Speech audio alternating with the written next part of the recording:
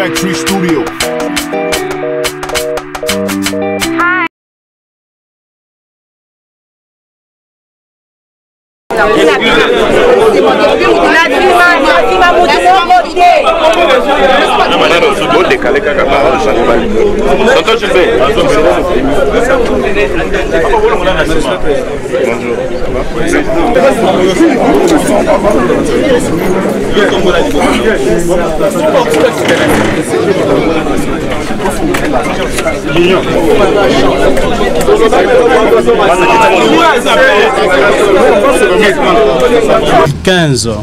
Que l'UDPS, sous le leadership de son défunt président, son Excellence le docteur Etienne Tshisekedi Mulumba, paix à son âme, avait amorcé avec sa feuille de route de la sortie de crise une grande campagne de sensibilisation et de mobilisation tant de la communauté nationale qu'internationale en faveur d'un dialogue inclusif pour sortir la République démocratique du Congo de la crise politique artificiellement créée par M. Joseph Kabila et les siens afin de contourner les élections présidentielles et législatives constitutionnellement prévues en septembre 2016. Visiblement, la mouvance kabiliste avait déjà un schéma bien circonscrit pour se maintenir au pouvoir ad viternam. C'est dans le cadre de ce plan machiavélique que le dialogue de la cité de l'OIA avait été convoqué, tentant d'exclure les vraies forces du changement unies autour de l'UDPS au sein du rassemblement. Il vous rappellera aussi que le feu président Etienne Tshisekedi Mulumba nous avait à cette occasion demandé de ne point nous laisser impressionner par cette mascarade orchestrée dans un camp militaire. Je vous rappelle ici que notre président tant aimé nous avait encore dit ceci, je cite: tant qu'il n'y aura pas un dialogue inclusif dans ces pays, la crise politique ne sera pas résorbée. Grâce à son implication personnelle et à son acharnement pour l'intérêt supérieur de la nation, le dialogue inclusif a fini par avoir lieu à la SENCO entre les deux camps qu'il avait ingénieusement identifié dans la feuille de route de l'UDPS, à savoir les forces politiques et sociales acquises au changement, d'une part, et de l'autre, la mouvance kabiliste et ses alliés. Au cours de ces tractations, le président Etienne Tshisekedi, mu par l'intérêt du peuple congolais, a fait la plus grande concession de son combat politique en acceptant que Joseph Kabila, celui-là même qui lui avait arraché, arme à la main, l'éclatante victoire de 2011, reste au pouvoir au-delà du 19 décembre 2016, soit à la fin de son second et dernier mandat constitutionnel. C'est ainsi que l'accord dit de la Saint-Sylvestre a été signé le 31 décembre 2016. Notre volonté de mettre fin à la crise politique à travers un dialogue franc et inclusif a été prouvée. En contrepartie de cette concession majeure et en vue d'établir les équilibres et marquer la volonté de la classe politique d'aller vers les élections crédibles et démocratiques dans les délais convenus, cet accord prévoit dans son point 3 romain 3.3 ce qui suit. Le gouvernement de la République est dirigé par le Premier ministre, présenté par l'opposition politique non signataire de l'accord du 18 octobre 2016, bas rassemblement, et nommé par le président de la République conformément à l'article 78 de la Constitution. Fin de citation. Le point 6 romain 2.2 du dit accord précise avec une grande clarté ce qui suit. Le Conseil national de suivi de l'accord, CNSA, sera présidé par le président du Conseil des sages du rassemblement. Fin de citation. Mesdames et messieurs de la presse, comme l'on peut le constater et le voir, l'accord n'évoque nulle part une quelconque liste de candidats Premier ministre à présenter au chef de l'État. En exigeant une liste de plusieurs noms pour épuiser un candidat qui lui plairait et en insistant sur la désignation d'un président du Conseil national de suivi de l'accord issu d'un consensus avec lui, M. Joseph Kabila a révélé le fond de sa pensée consistant à s'écarter de la lettre et de l'esprit de l'accord de la Saint-Sylvestre.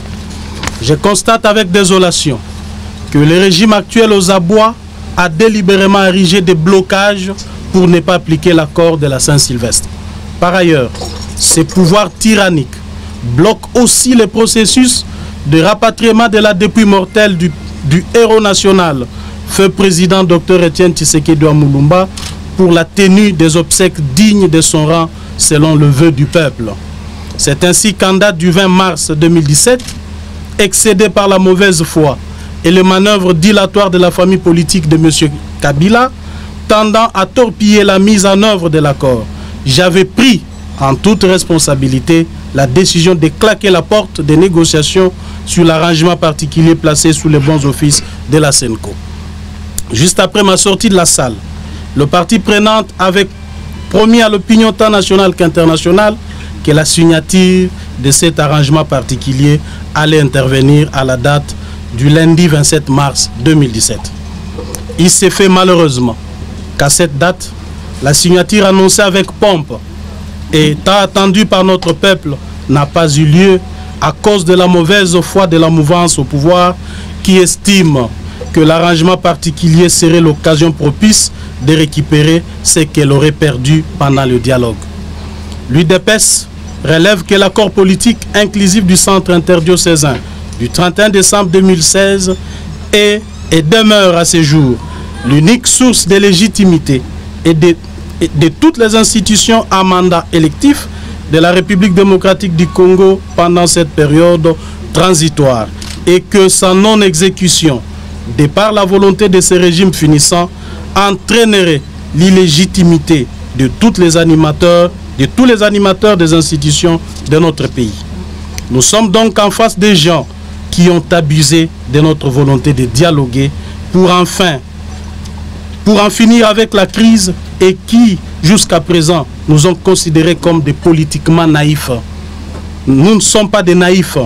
Par ailleurs, le temps du mot d'ordre a sonné. À dater de ce mardi 28 mars 2017, l'UDPS constate que le pays est dans l'impasse. Il n'y a plus de doute sur les intentions réelles de M. Joseph Kabila et de sa famille politique de ne pas aller aux élections pour favoriser l'alternance à la tête du pays. Nous allons maintenant nous prendre en charge.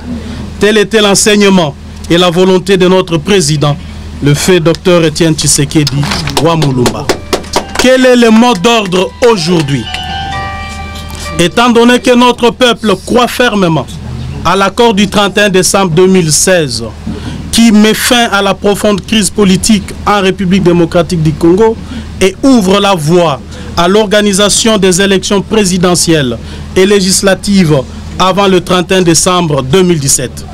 Vu que cet accord est la seule source de légitimité et de légalité des institutions, dont le président de la République, entendu que le camp kabiliste a manifesté sa mauvaise foi en multipliant des exigences farfelues et en créant des zones d'insécurité à travers le pays, dans le but inavoué d'empêcher l'application de l'accord de la Saint-Sylvestre et par conséquent l'organisation des élections devant mener à l'alternance à la fin de l'année 2017. Considérant qu'en ce mardi 28 mars 2017, l'arrangement particulier n'a pas été conclu et signé, confirmant que le blocage persiste sans espoir d'être levé, compte tenu du fait que le peuple est arrivé au bout de sa patience devant ces obstructions répétées, prenant mes responsabilités devant l'histoire et la nation, j'appelle les millions de combattantes et combattants de l'UDPS, du rassemblement des forces politiques et sociales acquises au changement à travers le pays et le peuple congolais dans son ensemble de se prendre en charge dès ces jours par des actions de résistance pacifique contre la dictature qui vise à s'enraciner dans notre beau pays. Par la même occasion, j'appelle le peuple congolais à rester vigilant et à se mobiliser pour une grande marche pacifique sur toute l'étendue de la République et dans la diaspora le 10 avril 2017, en guise de protestation contre la non-application de l'accord de la Saint-Sylvestre et la présidence à vie programmée par M. Joseph Kabila conformément à l'article 64 de notre Constitution. J'appelle également la communauté internationale de ne plus reconnaître M. Joseph Kabila comme chef de l'État et d'arrêter toute collaboration avec son gouvernement puisque son second et dernier mandat a expiré depuis le 19 décembre 2016. Les forces vives de la nation, de vous mobiliser dès maintenant comme un seul homme pour barrer la route aux velléités de M. Kabila qui confond la République démocratique du Congo avec un royaume. Les forces armées de la RDC, le policier et les services de sécurité de ne plus obéir aux ordres illégaux car émanant d'un pouvoir illégitime et oppresseur de son peuple. Par ailleurs, je vous enjoins de ne plus user de la force contre le peuple qui sera dans les rues à travers toute la République pour revendiquer ses droits, y compris le vôtre. Notez que cette mobilisation ne va pas s'estomper aussi longtemps que le peuple souverain n'aura pas recouvré tous ses droits. Je vous remercie.